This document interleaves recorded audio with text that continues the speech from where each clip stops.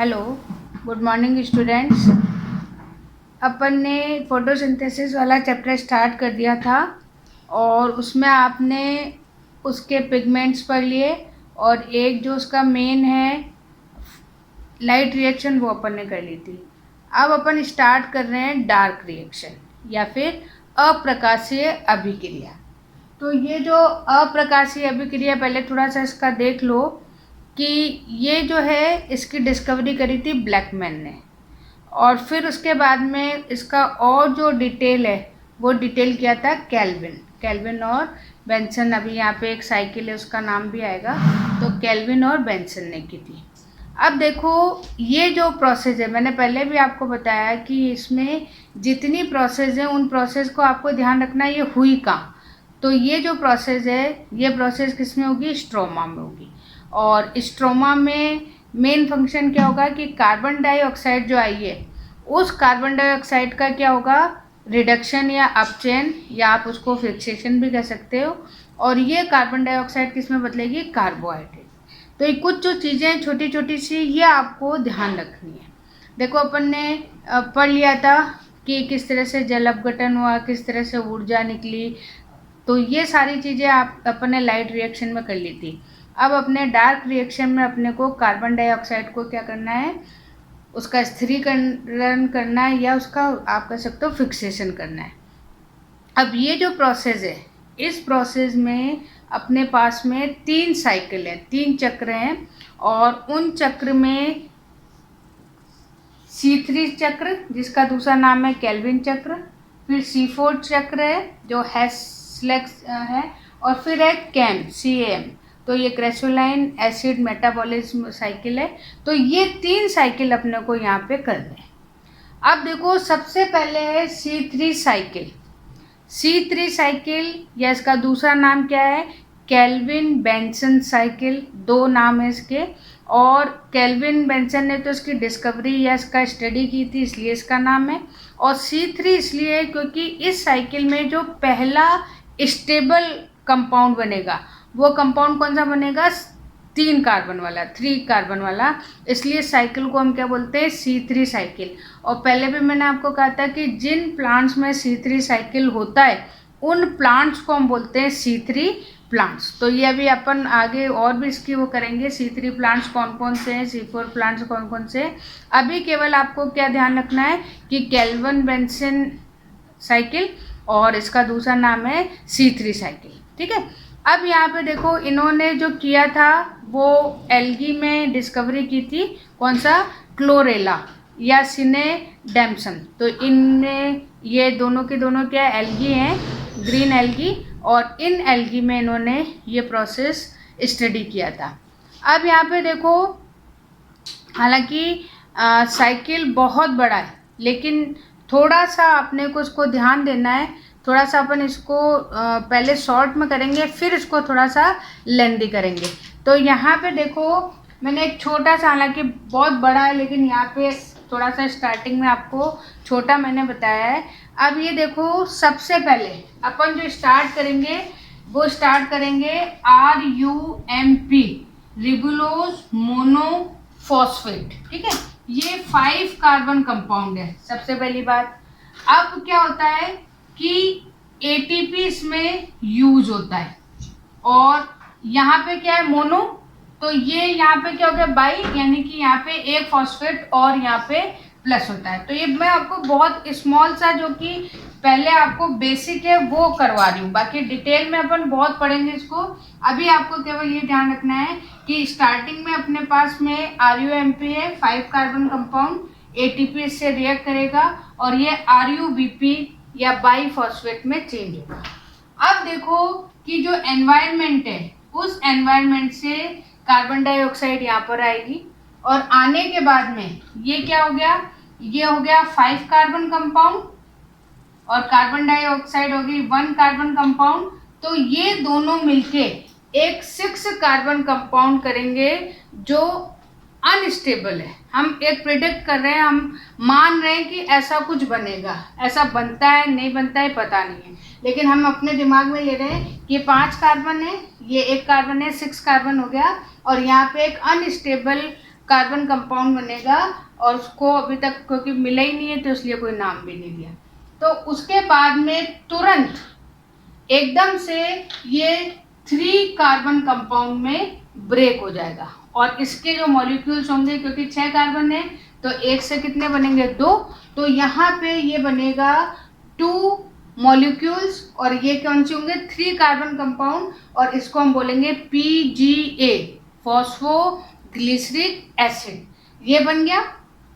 और उसके बाद में यहाँ पे इसका रिडक्शन होगा, और रिडक्शन होके ये किस में बदल जाएगा, यानी कि हाइड्रोजन आयन यहाँ पे प्लस होगा, तो यहाँ पे ये किस में बदल, ये तो था एसिड, अब ये बन गया एल्डिहाइड, फॉस्फोग्रीस एल्डिहाइड, और ये भी क्या होगा 3 कार्बन कंपाउंड होगा और इसके 2 मॉलिक्यूल्स। ठीक है, अब ये बहुत वैसी सिंपल सी है, लेकिन ये मान के चलिए कि ये जो साइकिल है, ये पूरा साइकिल जब 6 टाइम चलेगा तब जाके एक ग्लूकोज बनेगा। तो इसलिए हम इसको थोड़ा सा इजी करने के लिए सबको 6 से मल्टीप्लाई कर देंगे, यानी कि अभी पहले मैंने 1 मॉलिक्यूल कहा, लेकिन अब अपन क्या लेंगे 6 molecule of RUMP, 6 molecule of RUBP, 6 molecule of carbon dioxide, तब जाके आपको 6 कार्बन के 6 मॉलिक्यूल्स यहाँ पे मिलेंगे। अब ये जो 6 है, क्योंकि 1 से 2 बनना है तो 6 से कितने बनेंगे 12, तो यहाँ पे आपको 12 PGA मिलेंगे, 12 आपके पास में PGAL मिलेंगे, और उन अभी 12 जो बन गए उन 12 में से अब देखो यहाँ पे 12 है तो 12 में से 2 निकल जाएंगे PGL में, 4 बनेंगे जाइलोफॉस्फेट, ये ध्यान है जाइलुलोज फॉस्फेट होता है ये, और 2 मॉलिक्यूल्स अपने पास में रहेगा रिबुलोज फॉस्फेट। तो इस तरीके से अपने पास में 10 मॉलिक्यूल्स जो है डिवाइड हो गए, और ये 2 PGL, क्योंकि ये 3 कार्बन कंपाउंड है, ये 3 कार्बन कंपाउंड बाद में जाके ग्लूकोज में चेंज होगा। ठीक है ना, और ये कितने हो गए अपने पास में 4 3 कार्बन वाले, तो ये हो गए 12, और यहाँ पे 2 है तो ये कितने हो गए, क्योंकि ये 3 कार्बन के तो 6 ही हो गए, तो यहाँ पे अपने पास में 30 कार्बन बनेंगे, और वो 30 कार्बन 6 अपने कंपाउंड में 5 कार्बन कंपाउंड्स में चेंज हो जाएंगे। तो ये एक बहुत छोटा सा प्रोसेस है जो मैंने आपको थोड़ा सा दिमाग में सेट करने के लिए कराया, लेकिन अब अपन इसको बहुत डिटेल में पढ़ेंगे, और इसके लिए आप अपनी बुक ले लो, और बुक में एक एक इक्वेशन है वो यहाँ पर करते हुए चलोगे तभी आपको समझ में आएगी, वरना समझ में नहीं आएगी। ठीक है, अब देखो अपन लेते हैं फर्स्ट स्टेप। ये जो फर्स्ट स्टेप है अभी मैंने बताया कि रिबुलोज मोनोफॉस्फेट, ये जो रिबुलोज मोनोफॉस्फेट है, ये फॉस्फेट, क्योंकि अब अपन आपके बुक में भी सबको 6 मॉलिक्यूल से मल्टीप्लाई करके बताया हुआ है, तो ये 6 रिबुलोज 5 फॉस्फेट किस में चेंज हो रहा है, 6 रिबुलोज 1,5 बाई फॉस्फेट में, सबसे पहली रिएक्शन। ठीक है, उसके बाद में अगर अब आपको ये भी ध्यान रखना है कि जब आप इक्वेशन लिखोगे, इन इक्वेशन पे आपको एक तरफ तो क्या ले रहे हो वो, दूसरी तरफ उसका प्रोडक्ट, और फिर उसके एरो पे आपको उसका एंजाइम नेम लिखना है। तो यहाँ पे आपका कौन सा हो गया, फॉस्फोपेंटोकाइनेज, और 2-3 बार अगर आप याद करोगे तो आपको याद हो जाएगा, क्योंकि फॉस्फेट वाली रिएक्शन हो रही है, पेंटो मतलब 5 कार्बन की हो रही है, और काइनेज जब है, जब जहाँ पे भी ATP यूज होगा, ये मान के चलो वहाँ पे आप कौन सा एंजाइम यूज करोगे, काइनेज एंजाइम। फिर उसके बाद में देखो जब रिबुलोज 1,5 बाई फॉस्फेट बन जाता है तो उसका कार्बोक्सिलेशन होता है, यानी कि कार्बन डाइऑक्साइड का जुड़ना, आप केमिस्ट्री में भी पढ़ते हो, कार्बोक्सिलेशन कहलाता है। तो यहाँ पे 6 मॉलिक्यूल्स इसके और 6 मॉलिक्यूल्स किसके, कार्बन डाइऑक्साइड के, ये दोनों मिलते हैं और एक अज्ञात, ठीक है ना, जो कि अनस्टेबल है, हमें नहीं पता है, 6 कार्बन कंपाउंड बनाता है, और यह तुरंत किस में बदल जाता है, 3 कार्बन वाले कंपाउंड पीजीए में। तो यहाँ पे देखो डायरेक्ट दे रखी है equation, ribulose 1,5 biphosphate plus 6 CO2 plus 6 H2O in the presence of RUBP carboxylase enzyme. अब ध्यान रख लेना आपको, और इसको रुबिस्को बोलते हैं, ये ध्यान रखना। अभी आगे ये एंजाइम का नाम बहुत आएगा रुबिस्को। तो ये रुबिस्को एंजाइम है, बहुत इंपॉर्टेंट है, और ये इससे 12 मॉलिक्यूल्स बनेंगे किसके, PGA फॉस्फोग्लिसरिक एसिड के। उसके बाद में जब ये PGA बन गया फर्स्ट स्टेबल कंपाउंड, इसीलिए इस साइकिल को अपन क्या बोलते हैं, C3 साइकिल। अब यहाँ पे देखो नेक्स्ट जो है PGA का फॉस्फोरिलाइजेशन हो रहा है, क्यों, क्योंकि इसमें ATP जुड़ा है, ये NADP इसमें जुड़ा है, तो ये किस में बदल रही है, ये बदलेगा PGAL 3 phosphoglyceric acid change into di phosphoglyceric acid.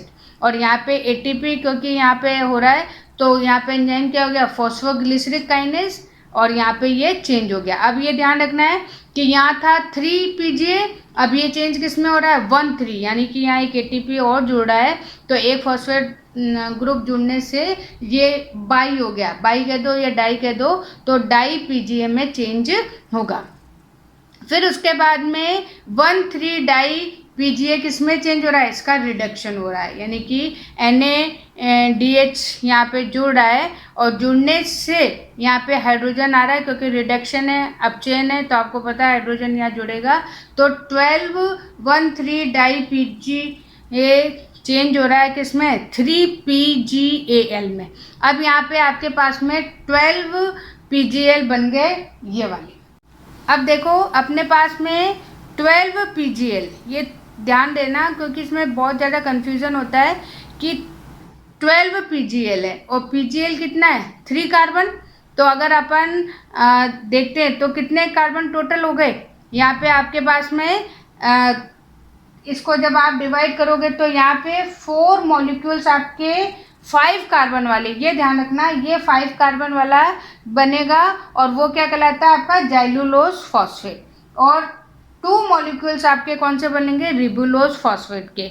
या फिर आप अगर आप वैसे थोड़ा सा इसको कॉम्प्लिकेट नहीं करना चाहते तो आप सीधा यहाँ पे कर सकते हो कि यहाँ पर आपको सीधे जो है 6 मॉलिक्यूल्स किसके मिलेंगे, RUMP, और ये होंगे 5 कार्बन, और 2 आपके यहाँ पे निकल जाएंगे। तो इस तरीके से कितने हो गए, 2 मॉलिक्यूल्स, यानी कि 6 कार्बन यहाँ निकल गए, और बाकी जो बचे हुए हैं वो आपके 6 मॉलिक्यूल्स RUMP के बना देंगे। लेकिन ये जो प्रोसेस है इसमें काफ़ी लंबी चीज़ें हैं। तो अब यहाँ पे देखो 12 अपने पास में PGL बन गए। उसके बाद में फॉर्मेशन होगा किसका, हेक्सोस शुगर, यानी कि ग्लूकोज का होगा। तो 2 PGL, जो ये 2 PGL है, ये PGL किस में चेंज होंगे, सीधे जाके 3 हाइड्रोक्सी एसीटोन फॉस्फेट 3DHAP, और यहाँ पर जो एंजाइम है वो एंजाइम कौन सा है, आइसोमरेज। आप पढ़ते हो कि जब कार्बन कंपाउंड सेम हो, यानी कि नंबर सेम हो, लेकिन अगर स्ट्रक्चर चेंज हो जाए तो उसे अपन क्या बोलते हैं, आइसोमेरिज्म। आपने केमिस्ट्री में पढ़ा है समवेतता या आइसोमेरिज्म। तो यहाँ पर इसीलिए क्योंकि PGL भी 3 कार्बन है और DHAB भी 3 कार्बन है, तो इन दोनों में आपस में चेंज हो रहा है, स्ट्रक्चर चेंज हो रही है। तो यहाँ पे जो एंजाइम यूज होगा वो कौन सा एंजाइम यूज होगा, आइसोमरेज एंजाइम। फिर उसके बाद में जो 1 मॉलिक्यूल है वो किसका है, PGAL का, और 1 मॉलिक्यूल है आपका DHAP। ये दोनों मिलके, क्योंकि 3-3 कार्बन हो गए, ये एल्डोलेज एंजाइम की प्रेजेंस में 6 कार्बन वाला कंपाउंड बनाएंगे, फ्रक्टोज 1,6 डाईफॉस्फेट।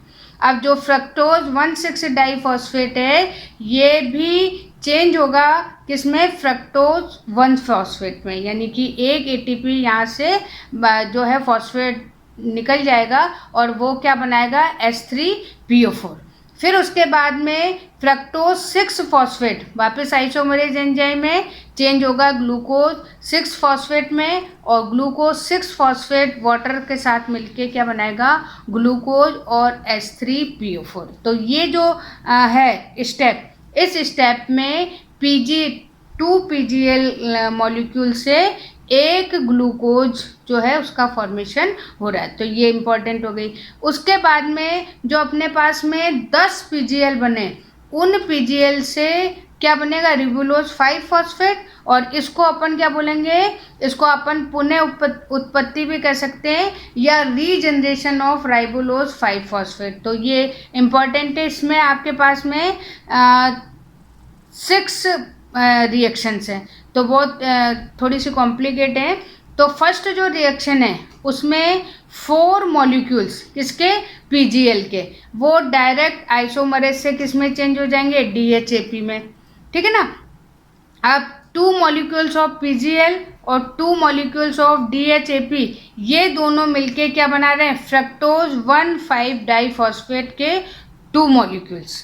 अब ये तो क्या बन गया, ये बन गया आपका फ्रक्टोज 1,5 डाइफॉस्फेट। फिर उसके बाद में फ्रक्टोज 1,6 डाइफॉस्फेट से क्या बनेगा, फ्रक्टोज 6 फॉस्फेट, तो एक H3PO4 निकल गया। फिर उसके बाद में यहाँ पे देखो 2 फ्रक्टोज 6 फॉस्फेट किस में चेंज होगा, 3 जाइलुलोज 5 फॉस्फेट और 2 इरेथ्रोज 4 फॉस्फेट। ये ध्यान रखना, ये 5 कार्बन कंपाउंड है। उसके बाद में जब ये बन जाएंगे तो इरेथ्रोज 4 फॉस्फेट के 2 मॉलिक्यूल्स, DHAP के 2 मॉलिक्यूल्स, ये दोनों मिलके क्या बना रहे हैं, ये बना रहे हैं सूडो हेप्टुलोज 1,7 डाइफॉस्फेट। तो ये 2 मॉलिक्यूल्स ये बन गए। फिर लास्ट में ये देखो, जब रिबुलोज 5 फॉस्फेट और जाइलोज 5 फॉस्फेट है तो इन दोनों का फॉर्मेशन होता है, तो ये दोनों मिलके किसका फॉर्मेशन करते हैं, रिबुलोज 5 फॉस्फेट का। तो इस तरीके से ये बहुत लंबी चौड़ी जो है यहाँ पे रिएक्शन हो रही है। तो ये थोड़ा सा आप लोगों को अगर बहुत इजी वे में करना चाहते हो तो आप ये इतनी सी कर लो, लेकिन अगर आप इसको बहुत लेंदी करके देखना, हालांकि करनी है आपको लेंदी क्योंकि कंपटीशन के हिसाब से यही सारी चीज़ें आएंगी, तो यहाँ पे आप उसको थोड़ा सा बढ़ा के इस चीज़ को करना है, ठीक है। तो ये आपकी कंप्लीट हो गई कौन सी, केल्विन साइकिल। अब केल्विन साइकिल में वापस से बता दे रही हूँ कि सिर्फ आपको रिबुलोज मोनोफॉस्फेट से सबसे पहले कार्बोक्सिलेशन होगा, उसके बाद में रिडक्शन प्रोसेस होगा। अगर आप इसको स्टेप में, कई बुक्स में स्टेप्स में भी डिवाइड किया है, 3 प्रोसेस में डिवाइड किया हुआ है। एक तो कार्बोक्सिलेशन, फिर उसके बाद में रिडक्शन दिया हुआ है और फिर रीजनरेशन दिया हुआ है। तो इस तरीके से 3 स्टेप में आप इसको कंप्लीट कर सकते हो, ठीक है। ओके।